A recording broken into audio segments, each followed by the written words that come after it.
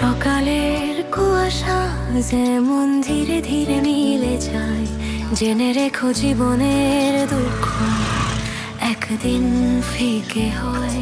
পথ হারানো মনকে বলো ভয় পেও না, এই আঁধারের ওপারে আলোর দিন আবার।